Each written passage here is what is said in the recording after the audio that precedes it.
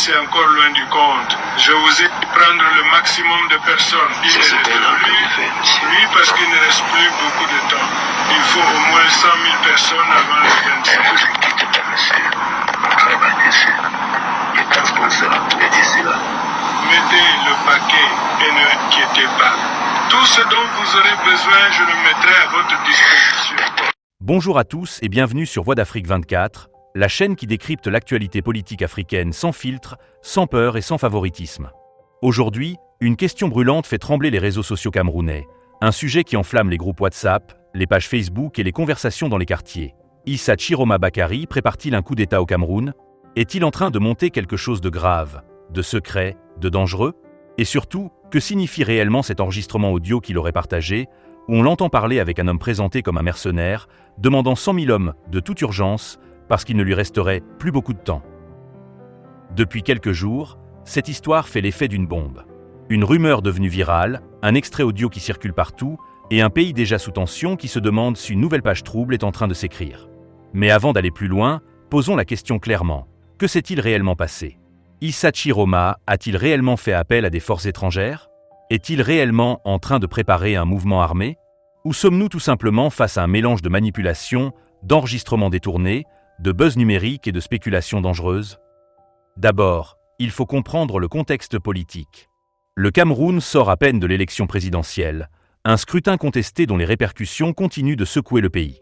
Le président Paul Biya a prêté serment. L'opposition crie au scandale. Le climat politique est explosif. Et au milieu de tout cela, Issa Chiroma, connu pour ses prises de position imprévisibles, a refait surface avec un ultimatum de 48 heures lancé au régime pour libérer les manifestants arrêtés après les protestations post-électorales. 2 jours plus tard, silence total. Aucun communiqué. Aucune nouvelle apparition. Une disparition étonnante pour un homme connu pour son verbe, son courage et sa visibilité permanente. C'est alors qu'un enregistrement surgit, attribué à Chiroma, dans lequel on entend une voix qui lui ressemble dialoguer avec un homme présenté comme un mercenaire. Dans cet échange, la voix demande clairement qu'on mette à sa disposition 100 000 hommes, immédiatement, parce que le temps presse. Une demande surréaliste, quasi militaire, qui rappelle les opérations clandestines que l'on voit dans les films. C'est ce détail précis, 100 000 hommes, qui a mis le feu aux poudres. Personne ne demande une telle force juste pour une manifestation ou un communiqué. On parle ici d'une armée. Une véritable force de frappe. Quelque chose de suffisamment massif pour faire basculer un pays.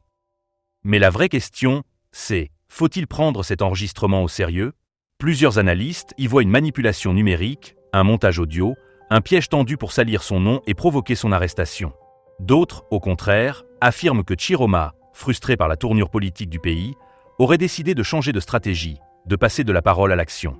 Un troisième groupe pense qu'il ne s'agit pas d'un coup d'État, mais d'une mise en scène orchestrée par Chiroma lui-même pour attirer l'attention internationale, afficher un rapport de force ou créer une forme de panique stratégique.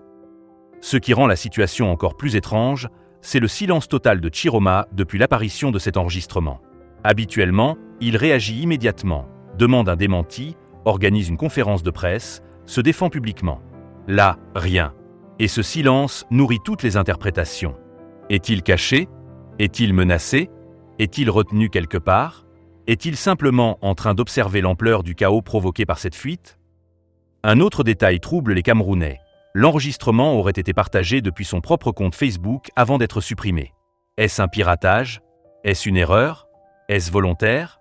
Le flou total pousse certains à croire qu'un bras de fer invisible est en cours, un jeu dangereux entre pouvoir, opposition, forces occultes et influence numérique. Si Issa Chiroma préparait réellement un coup d'État, ce serait probablement l'une des plus grandes surprises politiques des dernières décennies au Cameroun. Cet homme, ancien membre du gouvernement, ancien proche du pouvoir, devenu critique virulent ces dernières semaines, pourrait-il vraiment passer du verbe à la force? Ses partisans le décrivent comme un stratège déterminé. Ses détracteurs le voient comme un provocateur en mal de buzz. Ses alliés politiques, eux, restent silencieux. Un silence qui n'arrange rien. L'autre hypothèse que beaucoup évoquent est celle d'un piège tendu par ses adversaires pour l'abattre politiquement. Un faux enregistrement. Un deepfake. Une manipulation bien orchestrée pour créer un prétexte juridique permettant son arrestation ou sa neutralisation. Dans ce scénario, Chiroma serait en danger, traqué ou contraint à se cacher. Ce serait l'explication la plus logique à sa disparition soudaine après l'audio. Se protéger, mettre sa famille en sécurité, prendre le temps d'analyser la situation avant de réagir. Quoi qu'il en soit, ce qui se joue en ce moment dépasse largement la personne d'Issa Chiroma. C'est l'image du Cameroun qui est en jeu. Un pays déjà fragilisé par les tensions politiques, secoué par des crises répétées, qui ne peut pas se permettre une nouvelle vague de rumeurs explosées en pleine période post-électorale. Les Camerounais ont besoin de vérité, pas de panique. Ils ont besoin de stabilité, pas de guerre psychologique. Alors, Issa Chiroma prépare-t-il un coup d'État? Aujourd'hui, aucune preuve officielle ne permet de l'affirmer. Mais aucune explication claire ne permet de l'exclure non plus. Nous sommes au cœur d'un mystère national, un casse-tête politique, une affaire qui pourrait basculer à tout moment dans un sens ou dans l'autre. Une seule chose est certaine, Chiroma doit parler. Il doit clarifier. Il doit s'expliquer. Le Cameroun l'attend. Le pays a besoin de savoir. Et tant que le silence durera, les spéculations continueront d'enfler. Merci d'avoir suivi Voix d'Afrique 24. Restez connectés, abonnez-vous, activez la cloche, car cette affaire n'est pas terminée. Ce n'est probablement que le début.